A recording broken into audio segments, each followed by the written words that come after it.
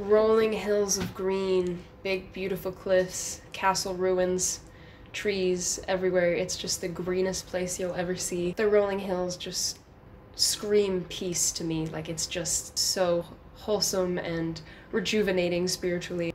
It's just quite magical, the nature there.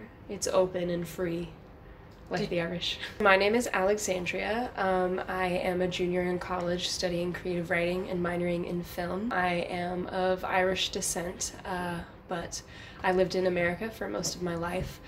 My great-grandmother and grandfather immigrated from Ireland to the States and then decided they hated it and then moved to Nigeria. I had the privilege of reconnecting with my culture and living there for a while 2 years ago, and that was one of the best times of my life. I'm very spiritual, and I feel that the more I explore my heritage of Irish and Celtic culture, the more I learn about myself and feel whole as a person. I was in Ireland because I wanted to connect to my roots and learn more about my heritage, but also I played overseas there, so I played volleyball.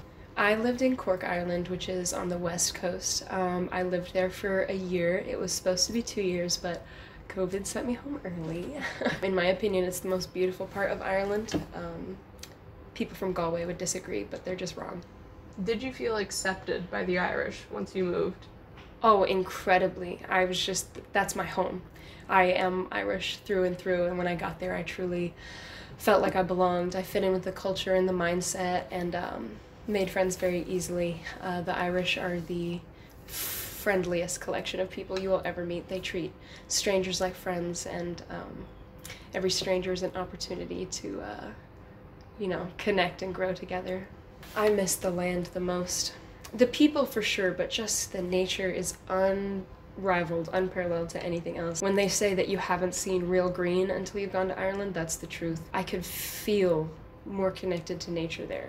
It's just this whole like magical essence that just oozes from the ground. Like, nature there is just otherworldly. I don't know if I experienced any culture shock because I just got there and I fit in there better than I did in America. There was culture shock coming back here, for sure. Like, the food in America is god-awful and poisonous, and I was sick for 3 weeks after coming back to the States because Irish food is just so clean and like grown down the street by your neighbor, you know. So I didn't really experience any culture shock going, but I did coming back. I can't think of one culture shock thing. They drink a lot there. The Irish drink quite a bit. It is just a social expectation to drink, and I'm not a drinker. What I miss the least, the drinking culture and the dating culture. Those are two things that I don't fit in with well in Ireland. They're very drink a lot, get straight to the point, and I go slow when it comes to dating. So the Irish are, they rush. They rush romance more. Would you say they rush everything else as well as romance, or is romance just particularly rushed? No, romance particularly, because the rest they're pretty slow on. Like technology, it's quite slower there. They are not as modern, which I kind of liked better. I felt more disconnected from like technology and how it kind of consumes us over here, but you're more connected to nature than you are technology. They're quite slow on many things other than romance. It's definitely a big change, Brooklyn and Ireland.